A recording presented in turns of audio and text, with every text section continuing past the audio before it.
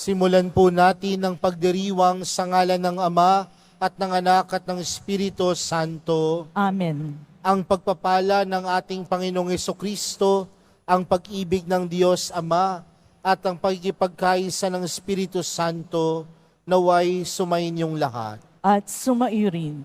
Mga minamahal kong mga kapatid, ninanais ng Diyos na tayo ang magpatuloy ng misyong iniatas niya sa kanyang anak na si Jesus. Sa atin pong ebanghelyo, ang paraan ng pagsusugo sa 12 ay nangangahulugang ang misyon ni Jesus ay may pagpapatuloy sa pamagitan ng pagtutulungan ng bawat isa. At upang tayo po ay maging karapat-dapat gumanap sa banal na pagdiriwang, aminin po natin at pagsisihan ang ating mga nagawang pagkakasala. Inaamin ko sa makapangyarihang Diyos at sa inyo mga kapatid na lubha akong nagkasala sa isip, sa salita at sa gawa at sa aking pagkukulang. Kaya isinasamo ko sa mahal na Birheng Maria, sa lahat ng mga anghel at mga banal, at sa inyo mga kapatid na ako'y ipanalangin sa Panginoong ating Diyos. Kaawaan tayo ng makapangyarihang Diyos, patawarin tayo sa ating mga kasalanan at patnubayan tayo sa buhay na walang hanggan. Amen. Panginoon, kaawaan mo kami. Panginoon, kaawaan mo kami. Kristo, kaawaan mo kami. Kristo, kaawaan mo kami. Panginoon, kaawaan mo kami. Panginoon, kaawaan mo kami.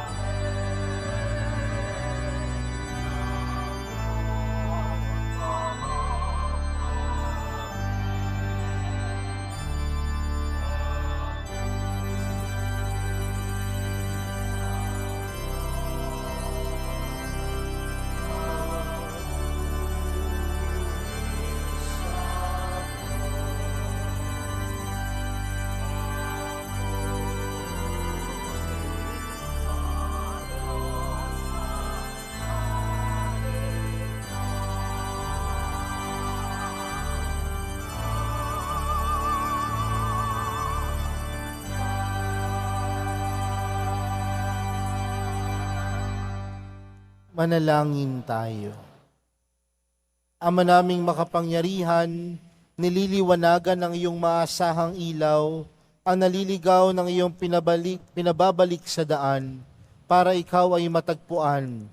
Ang mga kabilang sa nanalig sa iyong anak ay pagkalooban mong makapagwaksi sa tanang salungat sa ngalang Kristiyanong sa iyo'y tinanggap upang ito ay talagang mapangatawan ng ganap sa pamamagitan ni Jesucristo kasama ng Espiritu Santo, magpa sa walang hanggan. Amen. Magsiupo muna ang lahat. Pagbasa mula sa aklat ni Propeta Amos. Noong mga araw na iyon, inarap ni Amasiyas, ang saserdote sa Betel, si Amos. Bulaan kang propeta, magbalik ka na sa Huda. Doon ka maghanap buhay sa pamamagitan ng iyong panghuhula. Huwag ka nang manghuhula rito sa Betel. Narito ang pambansang templo at dito sumasamba ang hari. Sumagot si Amos, hindi ako propeta. Hindi ko ito hanap buhay. Ako'y pastol at nag-aalaga rin ng mga punong igos. Ngunit inalis ako ng Panginoon sa gawaing iyon. Inutusang magsalita para sa kanya, sa mga taga-Israel. Ang salita ng Diyos. Salamat sa Diyos. Pag-ibig mo'y ipakita, iligtas mo kami sa dusa. Pag-ibig mo'y ipakita, iligtas kami sa dusa. Aking naririnig magmula sa puon ang sinasalita. Sinasabi niya ang mga lingkod niya ay magiging payapa. Kung mga agsisisi at di ibabalik sa gawang masama, ang pagpaparangal sa pangalan niya ay kanyang ililigtas. Sa ating lupain ay mananatili ang kanyang paglingap. Pag-ibig mo'y ipakita, iligtas kami sa dusa. Ang pagtatapatan at pag-iibigay, magdadaog palad. Ang kapayapaan at ang katwiray, magsasamang ganap. Sa balat ng lupa ay pawang maghahari ang pagtatapat. At ang katurungan naman maghahari mula sa itaas. Pag-ibig mo'y ipakita, iligtas kami sa dusa. Gagawing maunlad ng Panginoon Diyos itong ating buhay. Ang mga halaman sa ating lupain bubungang mainam. Sa harapan niya yaong maghahari pawang katarungan. Magiging payapat susunod ang madla sa kanyang daan. Pag-ibig mo'y ipakita, iligtas kami sa dusa.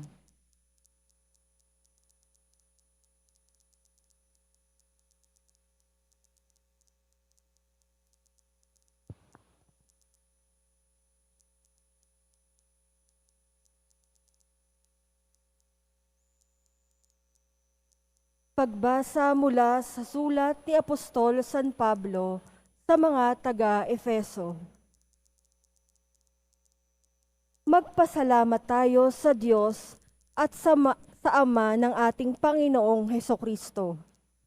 Pinagkalooban niya tayo ng lahat ng pagpapalang espiritual dahil sa ating pakikipag-isa kay Kristo.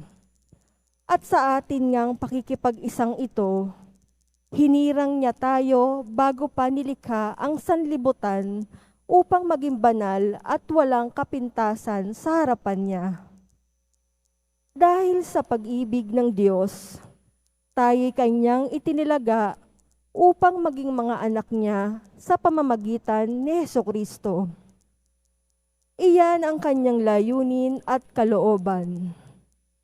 Purihin natin siya dahil sa kanyang kahangahangang pagkalinga sa atin sa pamamagitan ng kanyang minamahal na anak. Tinubos tayo ni Kristo sa pamamagitan ng kanyang kamatayan at sa gayoy pinatawad na ang ating mga kasalanan.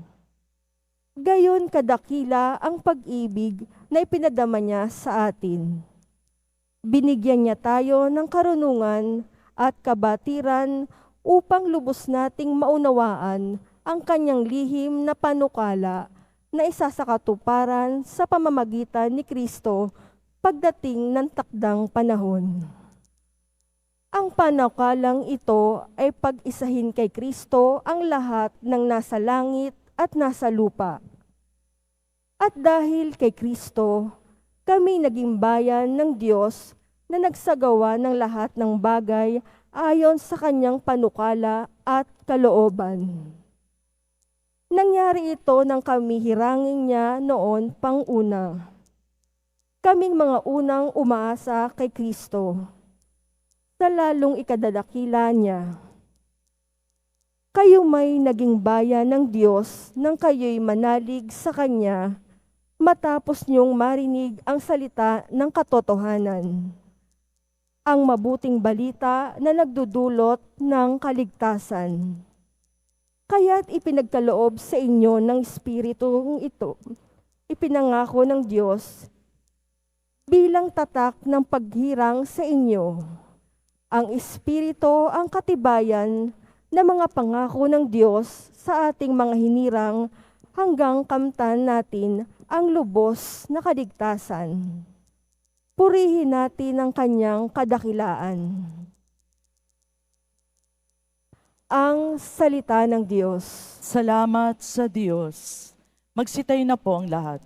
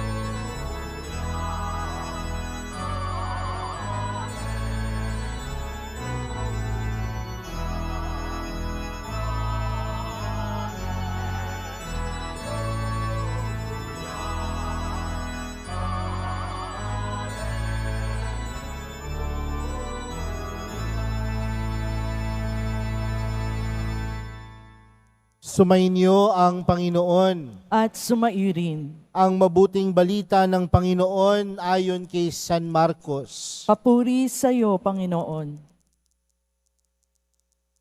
Noong panahong iyon, tinawag ni Jesus ang 12 at sinugong 12.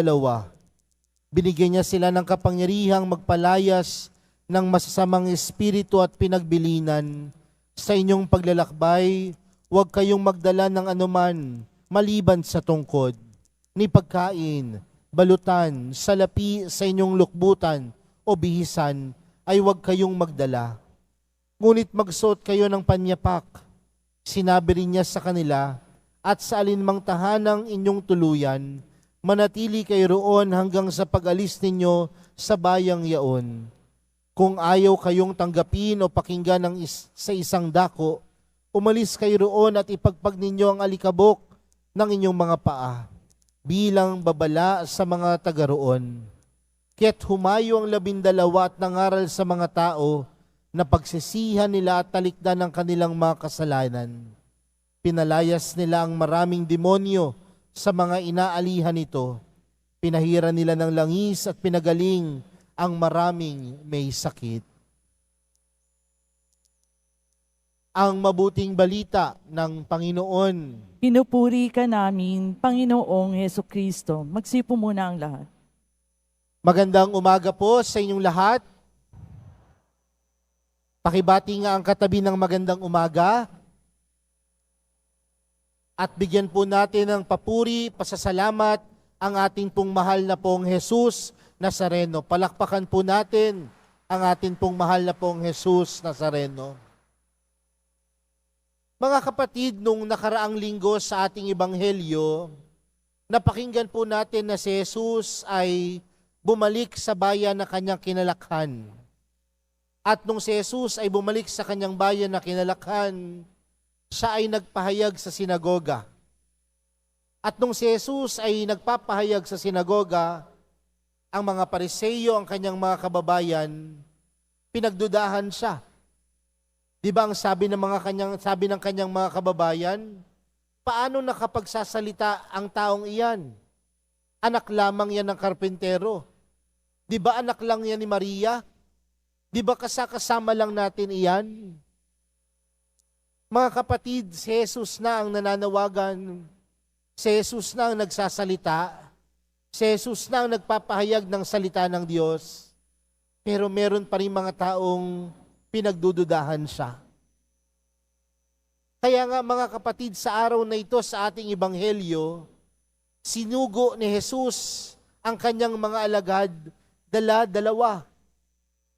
Kaya nung pinagninilayan ko po yung ebanghelyo, sabi ko, napakabigat pala ng misyong iniatas ng Panginoon sa kanyang mga alagad.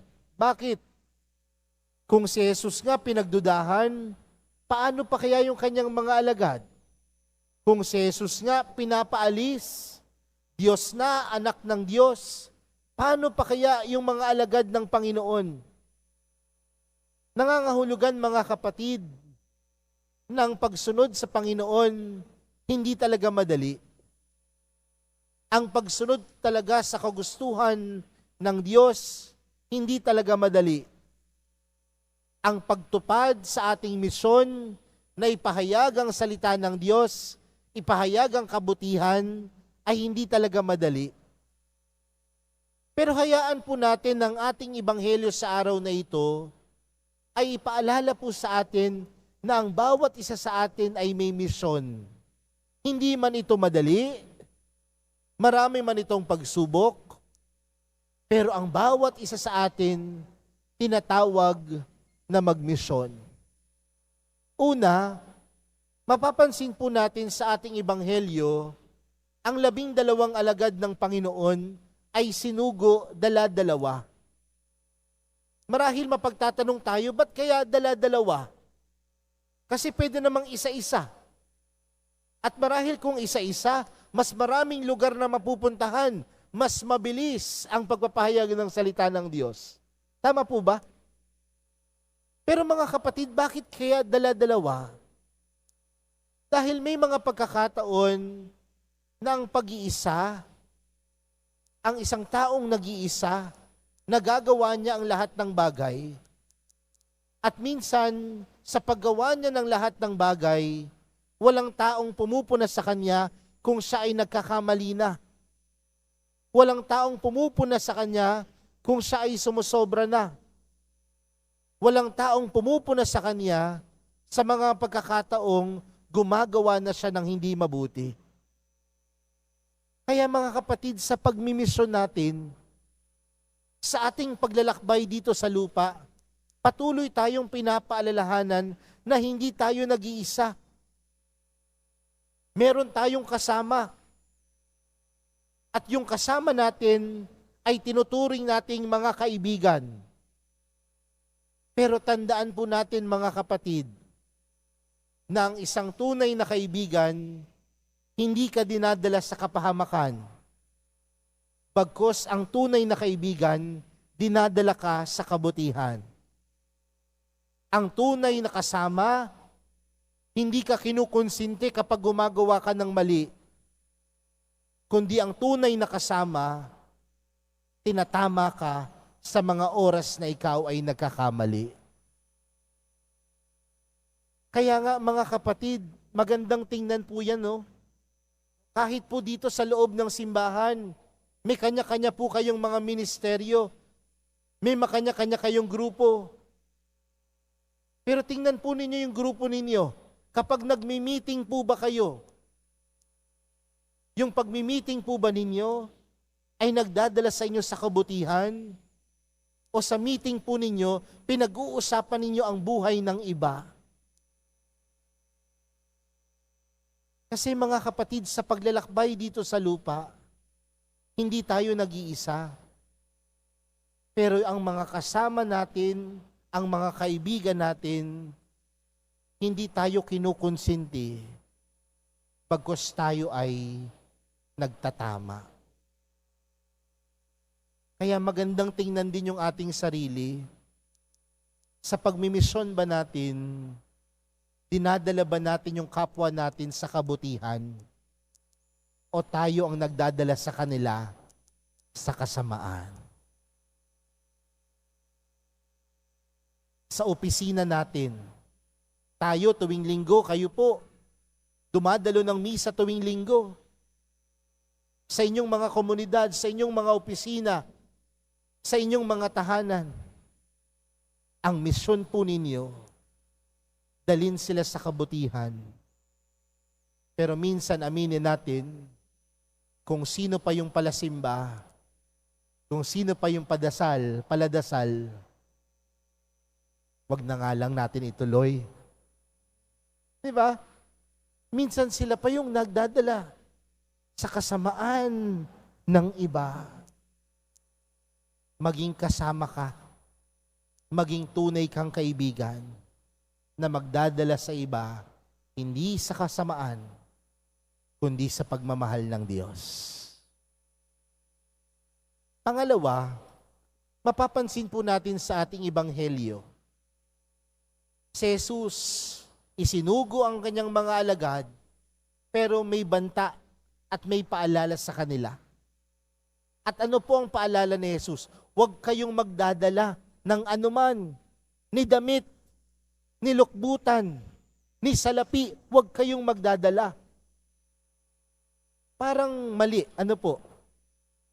Kasi di ba tayo, kapag tayo ay pinapadala, dapat meron kang bitbit. Di ba ang mga sundalo, sinasabihan natin, kapag kayo ay pinadala sa isang misyon, ano ang dapat ninyong dala? Baril. Kaya, pero tayo, pinapadala ng Panginoon, pero sinasabihan na huwag kang magdala ng kahit anuman. Pansinin po ninyo kapag kayo po ay aalis, kaya mag-outing, pupunta sa ibang bansa, ano kagad ang iniisip ninyo? Ilang damit kaya ang dadalin ko? Ilang swimsuit kaya ang bibit-bitin ko? Diba? Ilan kayang sapatos ang dadalin ko? Pero aminin natin o hindi, pag uwi natin mula sa isang paglalakbay, hindi naman natin nagagamit lahat ng bitbit natin. Bakit? Dahil merong ipinapaalala sa atin ng Panginoon na sa paglalakbay natin, alamin natin ang mahalaga. Alamin natin ang importante. Sa paglalakbay, sa buhay na ito, sino nga ba ang mahalaga? Ano nga ba talaga ang mahalaga? Alam niyo ho, nung pandemya, marahil 4 na taon na po ang nakararaan, meron pong isang nanay na lumapit sa akin. Sabi niya, alam mo, Father, kung meron mang isang biyaya na ginawa ang pandemya na ito, ay meron itong tinuro na aral sa ating lahat. Sa anak ko, Father, sabi niya, merong tinuro na aral. Sabi ko po, ano? Yung kahalagahang magtipid at tingnan kung paano ginagastos ng tama ang kanyang pera. Sabi ko, bakit po? Kasi bago magpandemya, Father, sabi ng anak ko sa akin, Ma, mamamatay ako kapag hindi ako uminom ng mamahaling kape araw-araw. Kapag hindi ako umorder ng mamahaling kape araw-araw, ikamamatay ko yan.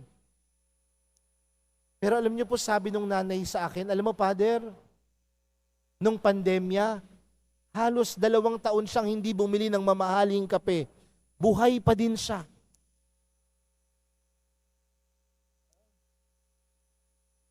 Kasi baka hindi yun ang mahalaga. Kanina nga pagkatapos ng misa ko, may lumapit sa akin. Sabi niya sa akin, alam mo, Father, ang isang bagay na pinagpapasalamat namin nung pandemya, mula nung panahon ng pandemya hanggang ngayon, Father, araw-araw kaming magkakapatid nag-uusap. May kapatid po ako sa Amerika, sa Davao, sa iba't ibang panig ng mundo. Pero araw-araw, we see to it na magkikita kami. Dahil isa lamang po ang tinuro sa amin ng pandemya, maiksi ang buhay at mahalaga na patuloy kaming magmahalan bilang isang pamilya. Alamin kung ano ang mahalaga. Sa paglalakbay, kailangan kang bumitaw. Kailangan mong bitawan ng hindi mahalaga. Isa pang bagay na nagpapabigat sa ating mga dalahin sa paglalakbay, sa pagmimisyon, alam niyo po kung ano? Ang laman ng puso. Mabigat maglakbay, mabigat magmisyon, kung puno ng sama ng loob ang puso. Kung puno ng sama ng loob ang kalooban. Mahirap magmisyon. Mahirap maglakbay kung hindi mo kayang magpatawad at humingi ng tawad. Diba? Kaya, ito ho yung pangatlo. We have to let go and let God. Bumitaw at hayaan ang Diyos.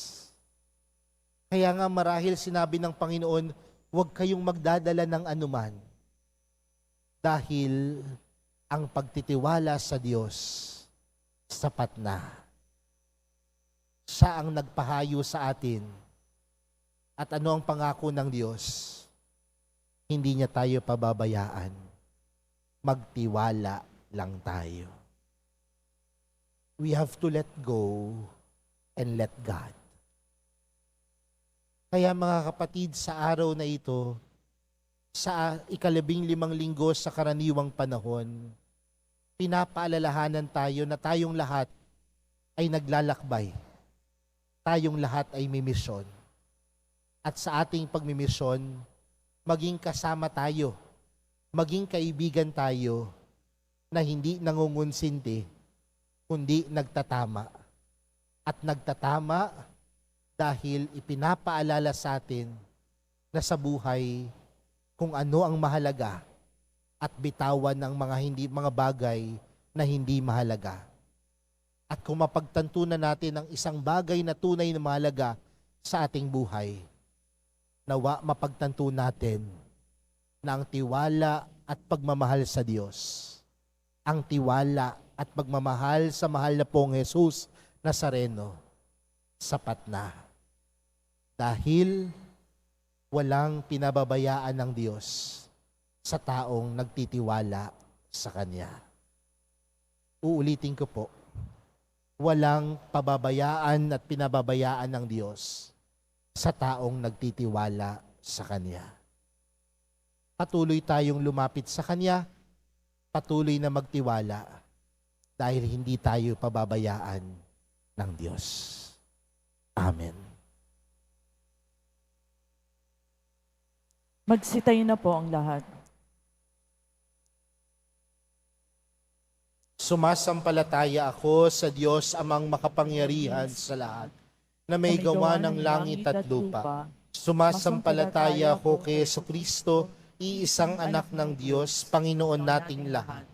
Nagkatawang tao siya lalang ng Espiritu Santo. Ipinanganak ni Santa Mariang Birhen. Pinagpakasakit ni Poncio Pilato.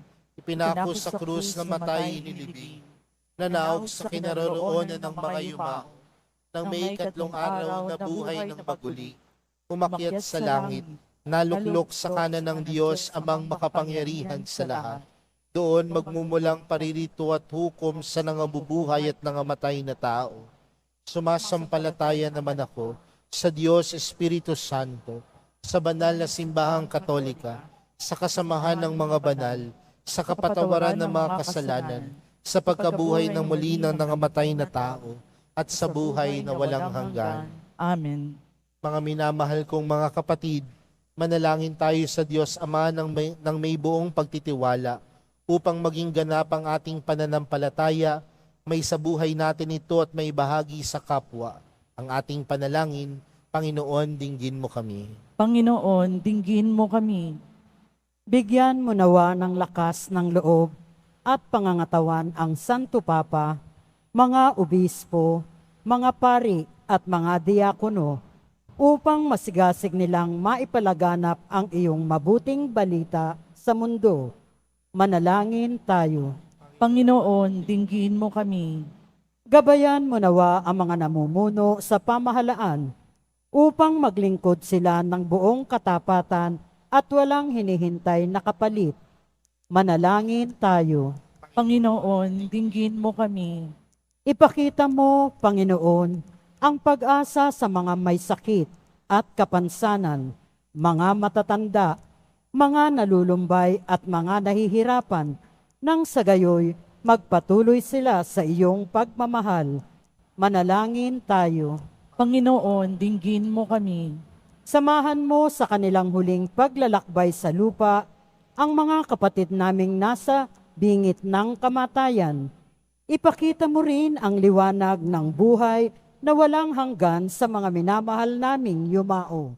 Manalangin tayo. Panginoon, dinggin mo kami. Ama namin, dinggin mo ang aming mga panalangin upang magkaroon kami ng lakas na makasunod sa iyong kalooban. Bitbitin mo nawa ang aming mga samo.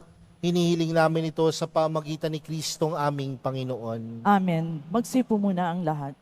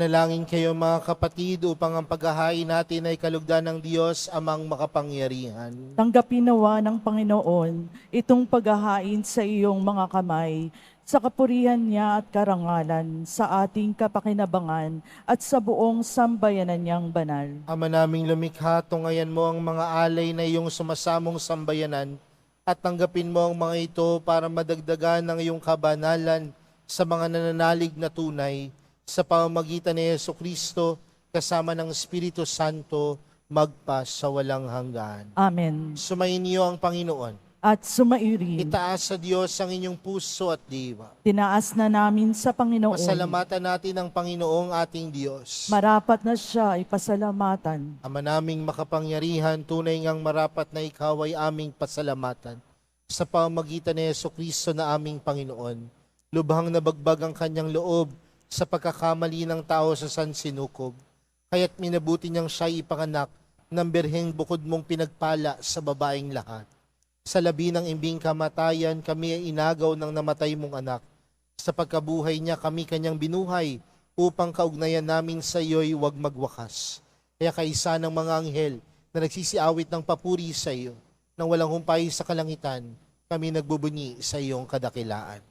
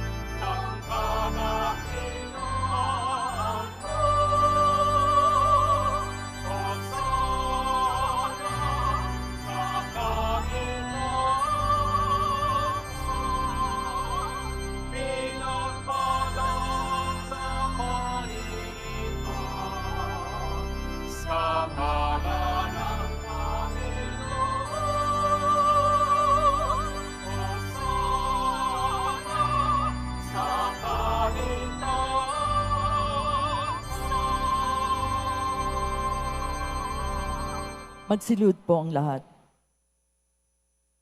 Ama naming banal, ikaw ang bukal ng tanang kabanalan. Kaya't sa pamagitan ng iyong Espiritu, gawin mong banal ang kaloob na ito upang para sa aming maging katawan at dugo ng aming Panginoong Hesukristo. Bago niya pinagtiis ang kusang loob na maging handog, hinawakan niya ang tinapay, pinasalamatan kaniya, pinaghati-hati niya iyon, iniabot sa kanyang mga alagad at sinabi, tanggapin ninyong lahat ito at kanin. Ito ang aking katawan na ihahandog para sa inyo.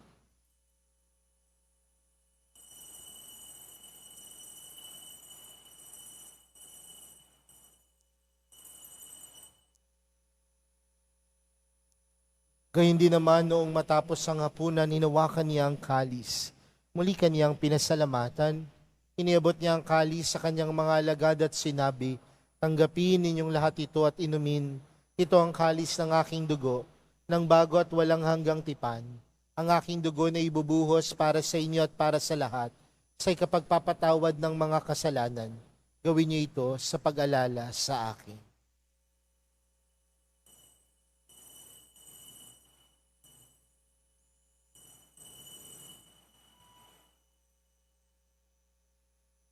Magsitayo na po ang lahat. Ipagbunyi natin ang misteryo ng pananampalataya. Si Kristo'y namatay, si Kristo'y nabuhay, si Kristo'y babalik sa wakas ng panahon. Ama, ginagawa namin ngayon ang pag-alala sa pagkamatay at muling pagkabuhay ng iyong anak. Kaya't inaalay namin sa iyong tinapay na nagbibigay buhay at ang kalis na nagkakaloob ng kaligtasan. Kami nagpapasalamat dahil kami iyong minarapat na tumayo sa harap mo para maglingkod sa iyo. Isinasamo namin kaming magsasalo-salo sa katawan at dugo ni Kristo ay mabuklod sa pagkakaisa sa pamagitan ng Espiritu Santo. Ama, lingapin mo ang iyong simbahang laganap sa buong daigdig. Puspusin mo kami sa pag-ibig. Kay San Francisco na aming Papa at ni Jose na aming Obispo at ng Tanang Kaparian. Alalahanin mo rin ang mga kapatid naming nahimlay nang may pag-asang sila'y muling mabubuhay, gayon din ang lahat ng mga pumanaw. Kaawaan mo sila at patuloyin sa iyong kaliwanagan. Kaawaan mo at pagindapatin kaming lahat na makasalo sa iyong buhay na walang wakas. Kaysa ng mahal na Birheng Maria, na ina ng Diyos, ng kabiyak ng puso niyang si San Jose, kaysa ng mga apostol at ng lahat ng mga banal na namuhay dito sa daigdig ng kalugod-lugod sa iyo, may pagdiwang nawa namin ng pagpupuri sa ikararangal mo sa pamagitan ng iyong anak na aming Panginoong Hesukristo. Sa pamagitan ni Kristo, kasama niya at sa Kanya, ang lahat ng parangal at papuri ay sa iyo, Diyos amang makapangyarihan, kasama ng Espiritu Santo, magpa sa walang hanggan.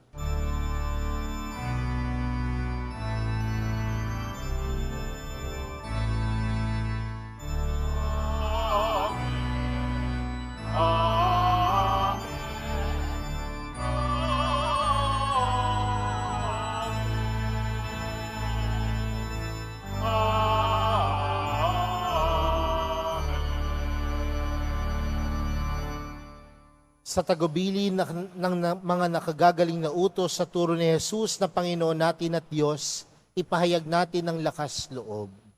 Ama namin, sumasalangit ka, sambahin ang ngalan mo, mapasa amin ang kaharian mo, sundin ang loob mo dito sa lupa para ng sa langit. Bigyan mo kami ngayon ng aming kakanin sa araw-araw at patawarin mo kami sa aming mga sala para ng pagkapatawad namin sa nakakasala sa amin. At huwag mo kami paintulot sa tukso, at idya mo kami sa lahat ng masama. Inihiling po namin kami adya sa lahat ng masama, pagkalooban ng kapayapaan araw-araw, iligtas sa kasalanan at ilayo sa lahat ng kapahamakan, samantalang aming pinananabikan ang dakilang araw ng pagkapahayag ng tagapagligtas naming si Jesucristo. Sapagkat iyo ang karian at ang kapangyarihan at ang kapurihan magpakailanman. Amen. Panginoong Jesucristo, sinabi mo sa iyong mga apostol, kapayapaan ang iniwan ko sa inyo, ang aking kapayapaan ang ibinibigay ko sa inyo. Tunghayan mo ang aming pananampalataya at huwag ang aming pagkakasala. Pagkalooban mo kami ng kapayapaan at pagkakaisa ayon sa iyong kalooban, kasama ng Espiritu Santo, magpa sa walang hanggan. Amen. Ang kapayapaan ng Panginoon ay laging sumainyo. At sumaiyo rin. Magbigayan po kayo ng kapayapaan sa isa't isa.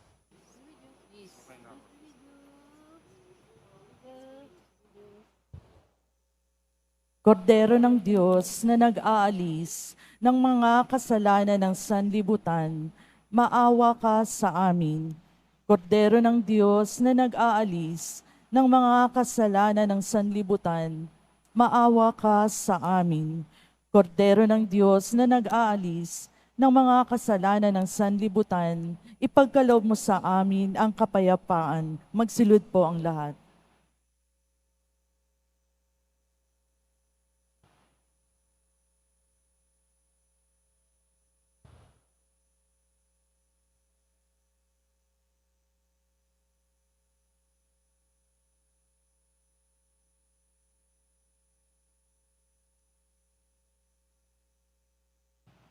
Narito si Jesus, ang kordero ng Diyos. Siyang nag-aalis ng kasalanan ng sanlibutan. Mapalad ang mga inaanyayahan sa kaniyang piging. Panginoon, hindi ako karapat-dapat na magpatuloy sa iyo, Ngunit sa isang salita mo lamang ay gagaling na ako.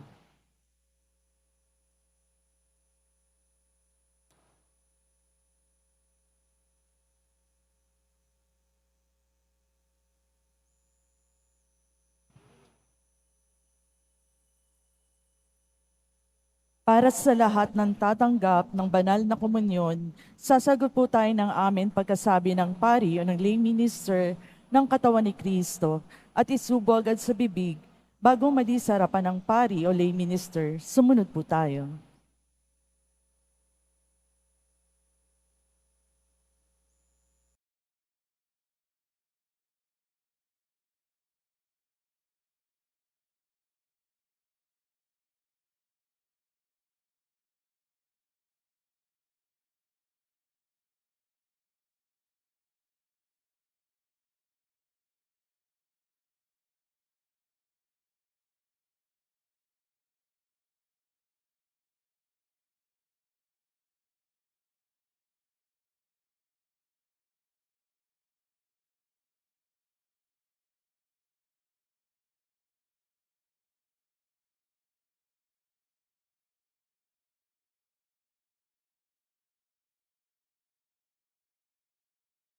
Manalangin tayo. Ama naming mapagmahal, kaming mga pinapagsalo mo sa pagiging na banal, ay makatanggap nawa ng bungang karagdagan ng iyong pagliligtas na aming ipinagdiriwang sa pamamagitan ni Jesucristo kasama ng Espiritu Santo magpa sa walang hanggan. Amen. Sumainyo ang Panginoon. At sumaiyo rin. Mahal na pong Jesus Nazareno, inihayag mo sa pamamagitan ng krus ang walang maliw na pag-ibig ng Diyos sa sangkatauhan. Pakinggan mo ang kahilingan ng iyong angkan na nagsusumamos sa iyo. Makamtanawa nila ang inyong katugunan at tanggapin ang kasagutan na may utang na loob na tinatanaw. Basbasan din po ninyo ang mga dala-dala nilang mga imahen at dasalan. Sa pamamagitan ng bendisyon na ito, naway maalala nilang pangako nila noon sa binyag na ikaw ay kanilang ibigin at paglilingkuran bilang Panginoon magpa sa walang hanggan. Amen. At pagpalain po kayong lahat ng makapangyarihang Diyos, Ama, Anak at ng Espiritu Santo. Amen. Humayo kayong taglayang kapayapaan ng Poong Jesus Nazareno. Salamat sa Diyos.